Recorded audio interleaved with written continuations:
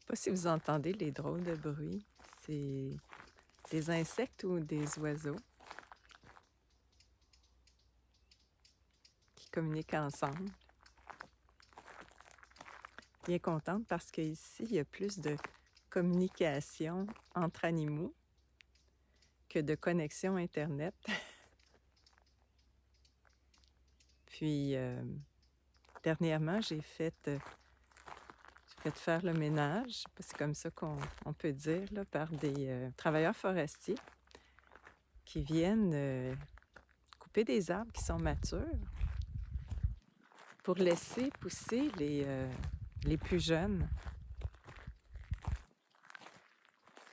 Puis il me disait que quand il y a plus d'espace entre les arbres, parce que c'était très dense, euh, comme je vous l'ai déjà dit, là où j'habite en Suède, ben, le terrain a été abandonné pendant 30 ans. Alors c'était très dense, mais il me disait que quand c'était plus ouvert, quand il y avait de l'espace entre les arbres,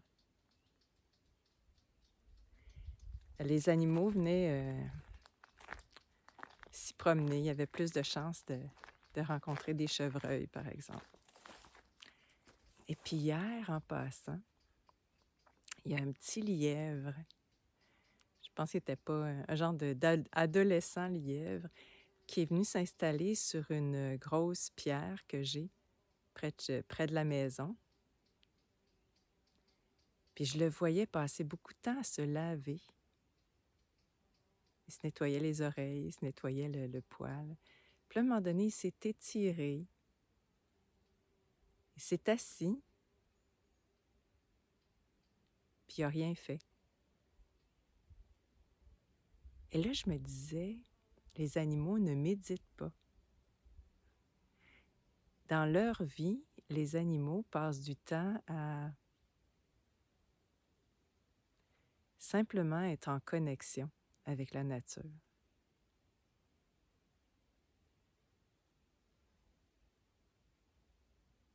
Je trouve ça intéressant parce que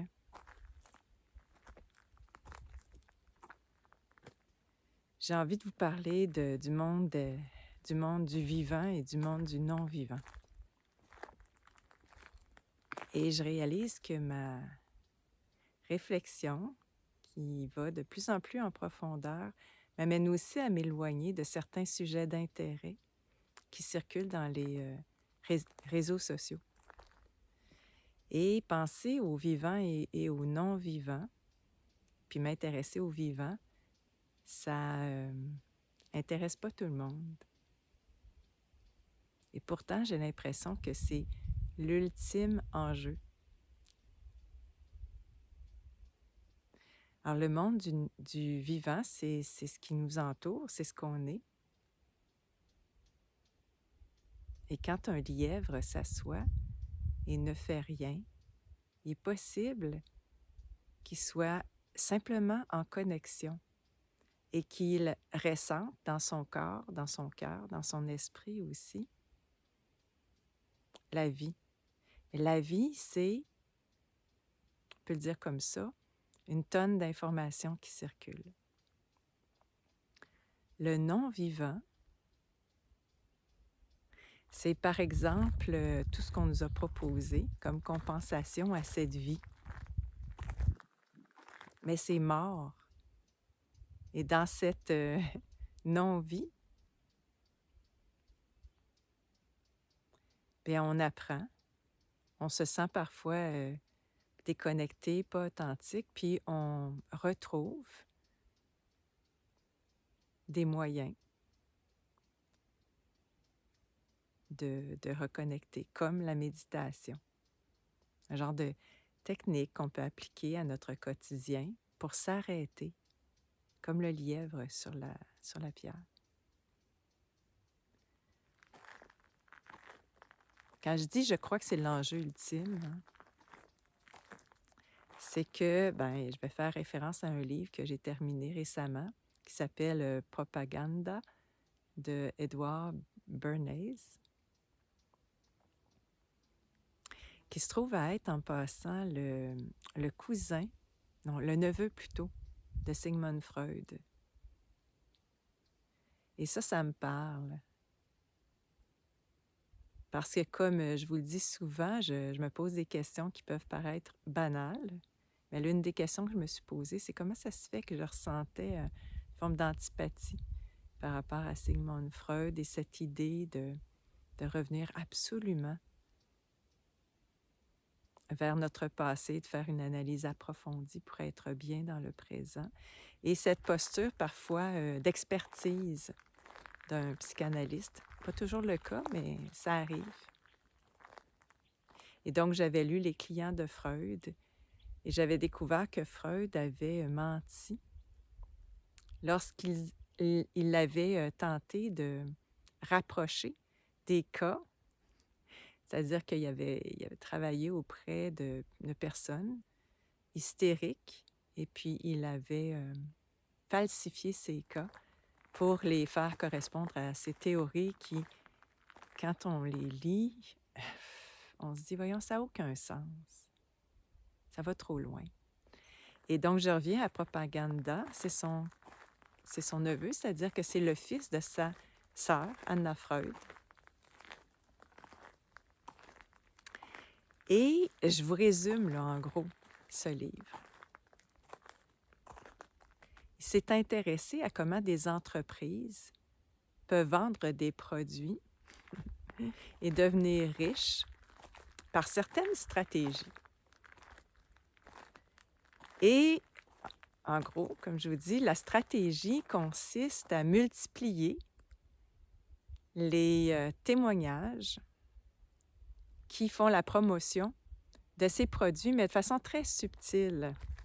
Alors, on va utiliser, je pense qu'ils appellent ça des 4 minutes man. Des gens, par exemple, qui vont vanter le mérite d'un produit ou encore, il y a plusieurs exemples qui sont donnés, mais il a participé à la promotion des cigarettes auprès des femmes. Et il avait proposé d'utiliser un événement qui était organisé où on a vu des femmes qui, je pense, qui marchaient pour les suffragettes et qui avaient une cigarette à la main. Ou encore, il avait travaillé à promouvoir le ballet russe et il avait fait mettre dans des revues les costumes, avait vanté les couleurs, les motifs de ces costumes, alors que la population n'avait aucun intérêt pour les ballets russes. Donc ici, la propagande, elle utilise des stratégies et ce qui est le plus intéressant pour moi, ça a été de comprendre que pour eux, l'opinion publique est très importante et qu'il faut la manipuler. Alors, on parle de la manipulation des foules. Il faut la manipuler pour qu'elle accepte certains produits ou accepte certaines opinions. Et donc, cette stratégie qui était utilisée dans le commerce a été récupérée dans d'autres domaines comme en politique. Et pourquoi je dis que c'est super important, c'est qu'il y a une reconnaissance de l'opinion publique et de son pouvoir et même de la nécessité d'avoir, comme on dit, les gens, le peuple de notre bord, du bord des partis politiques ou des entreprises qui veulent vendre des produits. Cette opinion, elle est indispensable pour que ça marche.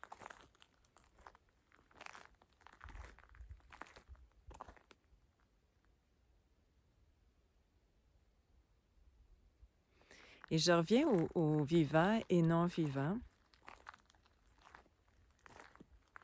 On peut avoir un grand souci de ce qui se passe en ce moment quand on est informé, ou quand on a le temps, ou quand on prend le temps de sortir du monde du non-vivant. Ben, sortir du monde du non-vivant, c'est-à-dire sortir de nos occupations quotidiennes et de toutes ces compensations qui nous sont offertes, s'intéresser à comment ils s'y prennent pour nous enfermer dans ce monde non vivant. Donc, on peut avoir un souci, un grand souci.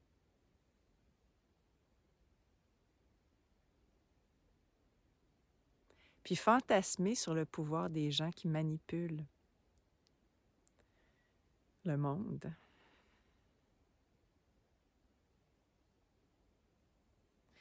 Et dans le livre Propaganda, ce qui est admis, que leur point de vue initial, c'est qu'il y a une minorité de gens intelligents qui doivent gouverner le monde.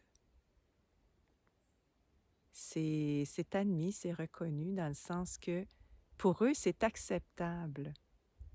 C'est même logique.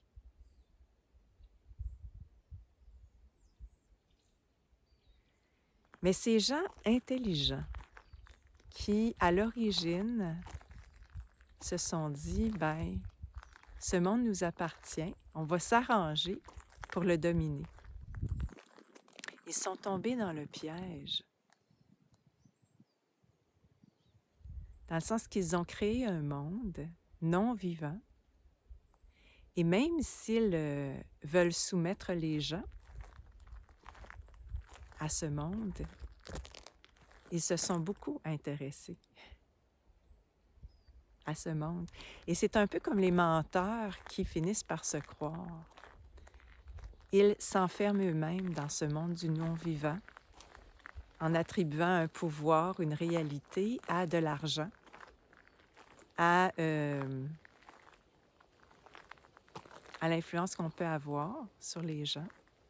Une influence qui est apparente, qui est seulement apparente parce que je me rendais compte que malgré l'importance qu'on accorde dans notre quotidien à ce qui n'existe pas, c'est-à-dire au non-vivant, demeure que ce qui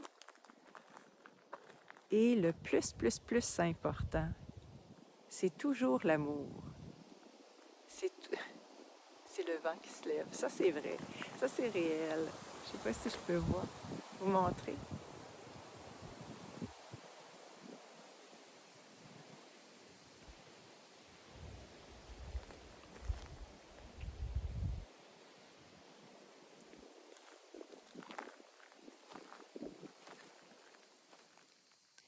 Et on se trouve dans une position un peu d'avant-gardiste, peux-tu dire comme ça? C'est pas avant-gardiste parce qu'on revient à quelque chose qui existait bien avant, ce monde le monde du non-vivant. Ça a toujours existé, dans le fond. C'est-à-dire d'accorder de l'importance à ce qu'il n'a pas en ce moment pour la plupart des gens. J'imaginais que quand les gens marchent dans une forêt, on est souvent préoccupés dans notre tête avec des aspects du monde non-vivant, puis on n'observe pas, on ne regarde pas autour de nous. Et même à la limite, on considère que ceci n'est qu'un décor. Ceci est comme un objet, des objets. Et c'est tellement différent quand on regarde un arbre, par exemple, avec ce sentiment qu'il est vivant, qu'il est connecté, mieux et plus que nous, à la vie.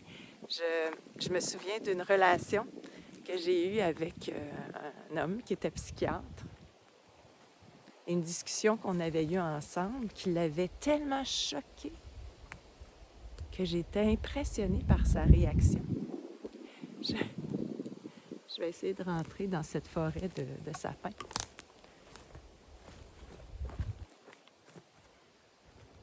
Alors, il était choqué. Pourquoi? Parce que j'avais osé dire qu'à mon avis, les arbres étaient plus sages que nous.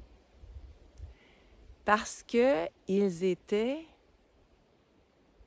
capables d'être connectés aux ressources sans artifice. Et quand je regarde les arbres, je me rends compte qu'ils sont dans cette position comme le lièvre à peut-être tout simplement être connectés et avoir accès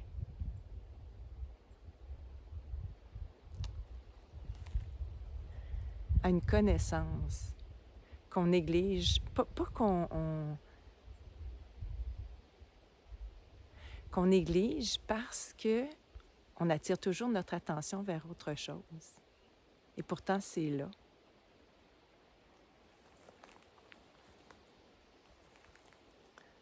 Je ne sais pas si vous me suivez. J'espère que je vous présente ça, pas de façon trop mêlée. Je vais terminer en vous disant quelques mots sur une amie en Haute-Provence que j'aime beaucoup, qui vient de m'écrire pour me saluer comme ça. Et cette amie, elle a un terrain, passe pas la tondeuse, mais c'est tellement beau. Quand on va chez elle, on a l'impression de marcher sur un tapis de fleurs parce qu'elle, d'une part, elle laisse pousser les fleurs sauvages, elle en plante aussi. Et puis, elle aménage son terrain à la main. Quand elle coupe quelque chose, elle le fait à la main. Elle prend le temps. Elle construit son environnement avec la vie.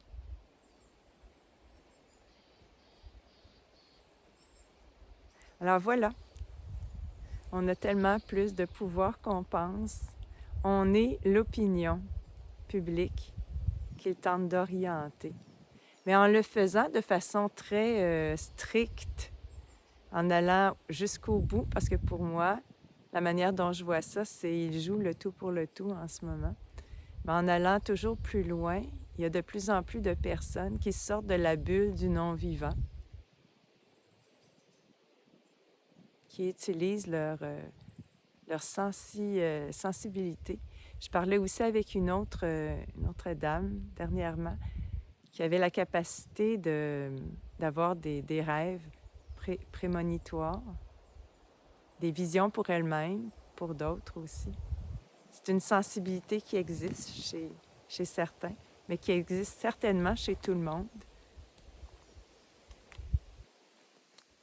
Quand on redevient connecté tout simplement comme un arbre, comme un petit lièvre qui prend le temps de regarder tout autour le vivant. Voilà.